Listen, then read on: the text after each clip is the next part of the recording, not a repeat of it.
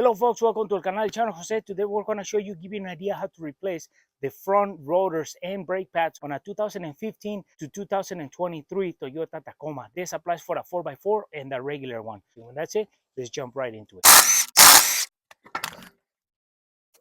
So we're on the driver's side and we're going to be replacing the rotors, and we're going to have to remove the caliper to replace the brake pads.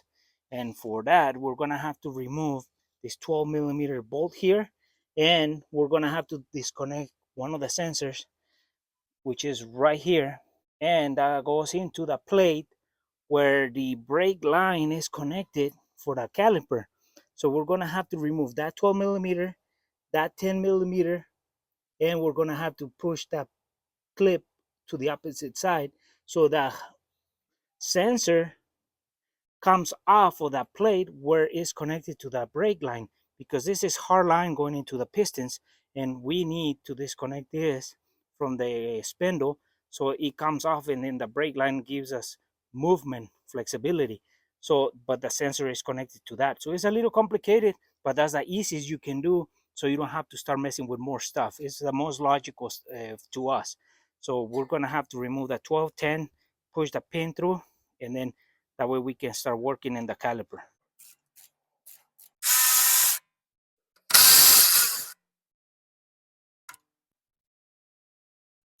This plate is attached to this hard line that goes to the caliper, and this plate, we're gonna have to loosen that 12mm, take that 10mm. So this sensor comes off completely out of this plate, so we're actually able to release the caliper from the rotor and all that without stretching this sensor cable. That's the reason. One thing I do is I put my bolts into the spots that I brought them out if I don't need to have them laying around, so that way I don't start losing bolts. And then that way when you start putting everything back together, you know which bolt went where. So now what I do is, before I start compressing my pistons back in, I release the cap. I just set it there so the pressure, if there are any pressure builds here when the oil is being pumped back, doesn't build up, so that way I'm not fighting down there. One thing is that if this reservoir is up to level and your brake pads are worn out in the bottom and you start pressing them in, all the oil is going to come up here and it's going to overflow. So you want to keep an eye on this guy. So every time you compress a piston back in, you don't overflow here. So if you need to take, if that oil comes up, you need to get some oil out of there, and then that way you don't overflow it. Once you start compressing your pistons back in, as to when you're pressing the brakes, then you check your fluid. You always want to have it about this point where it's recommended. So now that we did opening the reservoir up there, we're going to compress our pistons as much as we can with the screwdriver before we take them out from the structure. So we're going to fit the screwdriver here and push him back, and we don't care about if we damage this or not right now, because we're changing the rotors and the brake pads. So you just fit in between both of them. But if you're not replacing the rotors, be careful not to scratch them, and we want to split them as much as we can so we can slide this structure out, because there's a lip that has built in the end, and probably those brake pads are not just going to slide out. We have to spread them out a little bit.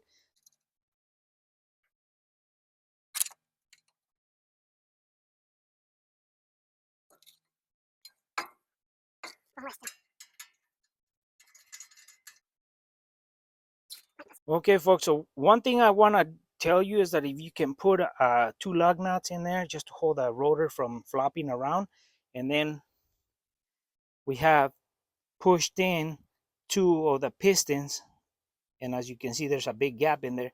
But now if we try to compress these 2 pistons in, all the pressure from one side is going to go to the other side.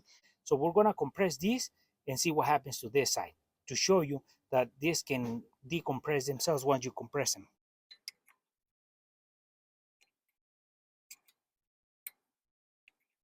Now what you can do is that once you try to compress 2 of the pistons, then the other ones decompress, so they move.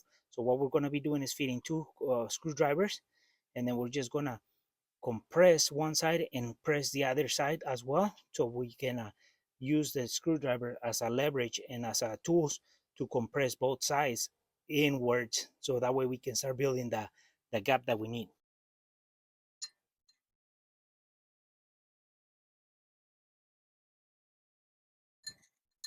So we use 2 screwdrivers to compress those pistons back in, but we don't care about that. We don't care if we damage the rotor or not. There's special tools that you fit in there and you spread those pistons back in evenly. We don't have that tool, but we're showing you a trick that you can do. 2 screwdrivers and then push them evenly out inwards, so that way you can compress all 4 pistons in, so that way you can get a full even gap. So then when you take all this out, you got a new meat that is going to go in there. So now we have to remove the caliper from the bracket so we can start removing the old rotor and start sliding in our new brakes. We have compressed one side in, and we want to show you that oil is coming almost over the top. So you want to make sure you keep an eye on this reservoir. Otherwise, that oil is going to spill and it can damage your paint. So keep an eye on this oil. So if you need to take some out, then you take some out. Then once you're done with one side, then you press the pedal back in to settle that side. And then you continue to the other side and compressing those pistons, and you keep an eye on this level.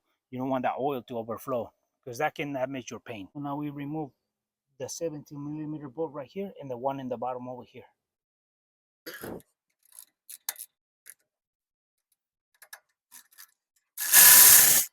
So now we have removed the 2 bolts, we slide it off, and then we're gonna have to remove our brake pads and our old rotor so we can start with fresh rotor. So now that we have removed our caliper, we wanna show you what we mean by removing the sensor line off of it, because the caliper, we can set it on the control arm while we replace our rotor.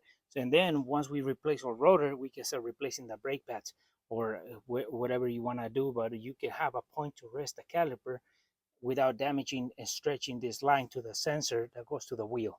So that's the reason why we had to undo those bolts right in that area. So now we can take our rotor off. We remove our rotor so then we can work on the brake pads and then exchange the brake pads on our caliper. That way we don't damage the rotor as doing this work. Once we're done with the replacement of the pads, then we can put our rotor and then slide everything over it.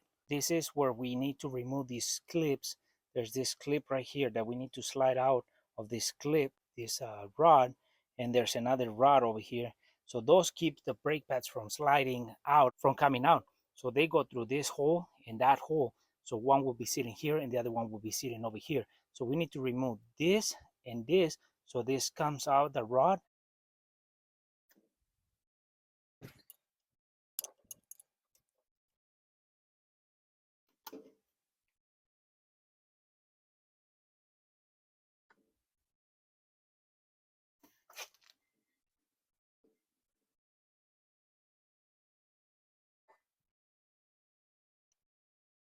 Now that we have removed those rods out, we can flip or caliper a little bit, and then we can pull those brake pads away towards the bottom where the disc is. So we just pull them off, and then once we do that, we have the old brake pads out. We have removed the brake pads, and look at the conditions of these brake pads, but we're replacing the rotors as well because these have scratched the rotors. So this is the new brake pad, the old brake pad. As you can see, there's no meat on the old one. So we're gonna be replacing rotors with brake pads due to this. So now we're gonna be replacing these rotors because look at those grooves. So the metal to metal caused that. So we start with fresh rotors. You don't want to get to metal on the brake pads because then you have to replace these rotors. So now we're gonna put our brake pads new. There's one that has one little sheet metal, and that's the warning for the wear and tear. So that's gonna be the outer brake pad, and that's gonna be pointing up. So that's how it's gonna sit like this. So we can slide them into the caliper right now like this and put our pins.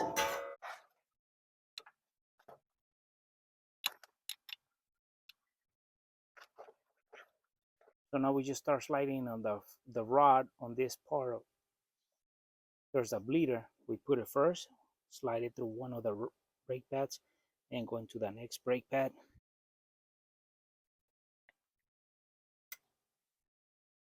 So these brake pads, the new ones come with these little clips. So what the purpose of these are is that you slide it right into the hole or the clip so it doesn't slide out.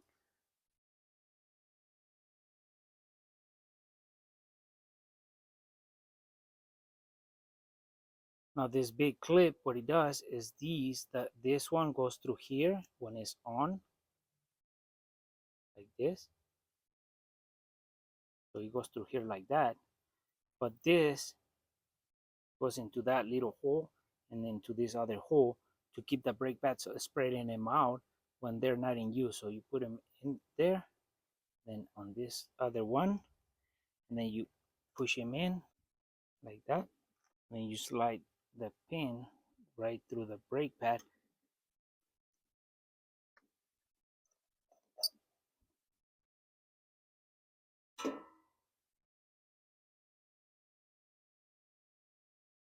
So now we slid our brake pads from the bottom in, we slid the pin through, and we secure it with that clip. Now we put the other rod through the brake pad, and then this tensioner that opens the brake pads as they are as everything's spinning. So if you're not applying brakes, that minimize the friction between the rotor and the brakes. And then we put the clip or the securing clip into the rod. So now that we have done that, we can put a brand new rotor and then slide that over it so we can start putting everything back together.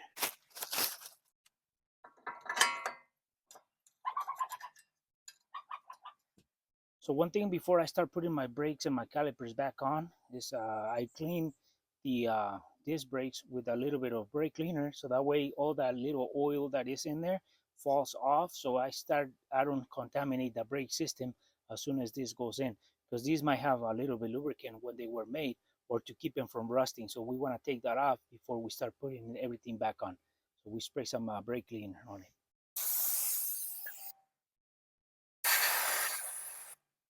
So now that we have cleaned our rotor a little bit, we can start putting our caliper with the brand new brakes on it, and then we can start bolting it down.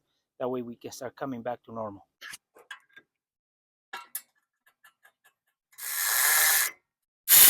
Now that we have put those bolts on, we tighten in. They're 17 millimeters. That's the holding the structure, the caliper, into the spindle. So we tighten them well.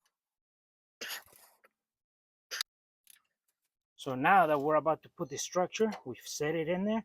This is structure that we took out from the spindle. We're gonna secure it with a 12 millimeter. We put that on, and then once we tighten that, we're gonna secure the sensor into the structure. So this wire needs to be attached to this with a 10 millimeter that we took off. And then once we do that, we secure this clip into the structure back here from the front to the back.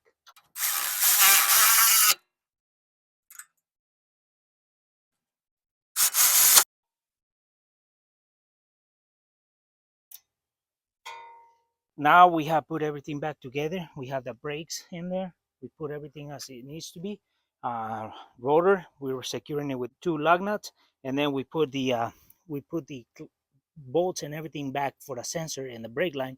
So the thing about this is, because if you don't remove that, you're not going to be able to move the caliper like other calipers, because this is a hard line right there, and the hard line is all the way to where the bolt point is. So that's why you have to remove that. So now that we have that all the way set, we're gonna in a little bit turn on our truck, and we're gonna press on the brakes, so this liquid actually starts dropping as we press the brakes, and this system comes back to normal and presents itself to where it needs to be. So, and then we can continue on the other side.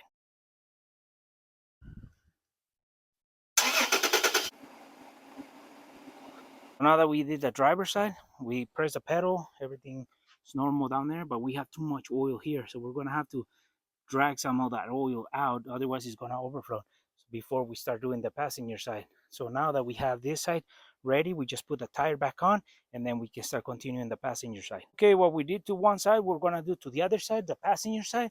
And what we have done is we have turned our wheel so we can expose the structure of the caliper outwards, so we can get in there and loosen those 70 millimeter bolts easier.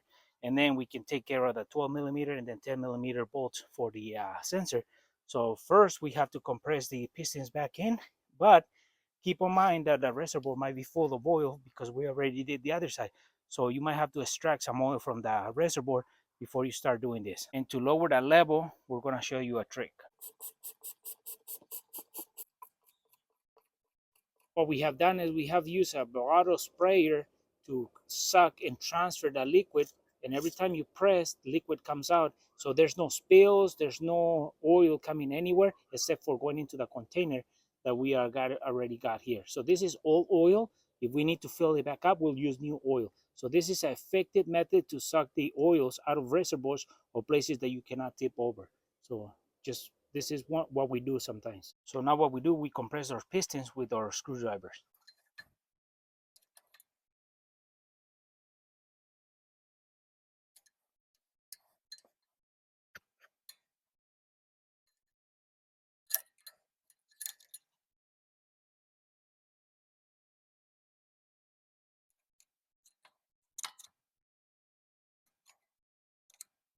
We have compressed both pistons. Now let's check out and see how much oil came back up. So as you can see, now that we compress the other side pistons in, the oil came all the way almost to the top. So that's why we keep saying, keep an eye on this reservoir or the brake cylinder, because this might overflow without you knowing. And then by the time you find out, it's because you see the liquid in the ground. Keep an eye on this guy. So now we replace the brakes and then see how much it goes down after we're done with a full set. So now we'll just take the 12 millimeter off, the 10 millimeter, and the clip so we can undo this from the spindle.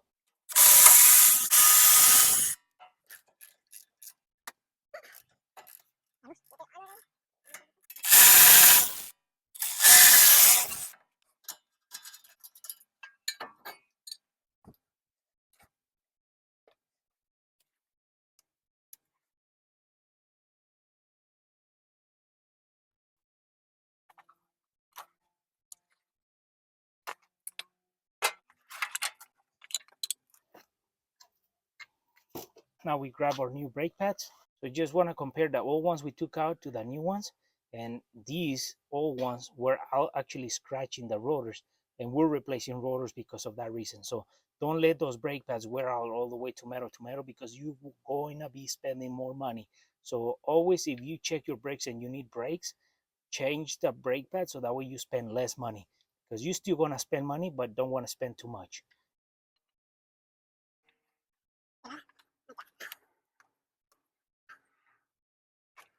If your rods don't want to slide through, get a wire brush and clean them out so that way they slide better.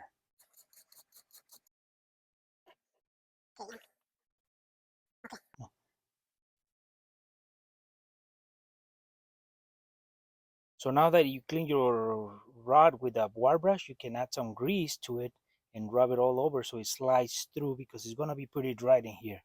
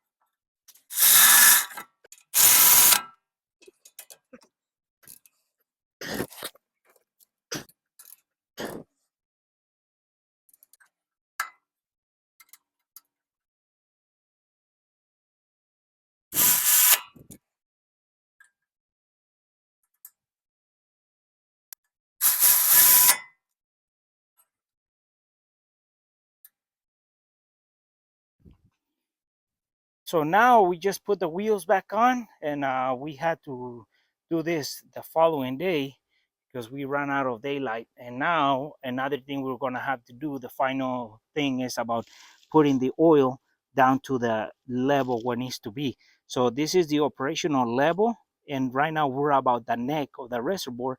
So we're gonna drop that with a spray bottle, and we're gonna take some of the oil and drop it down to here. So that's where we want the oil to be.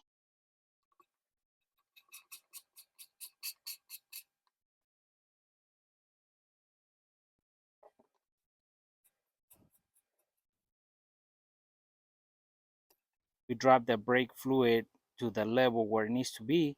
So now we put the cap back on, and we're done with our process of replacing the brakes on this Tacoma.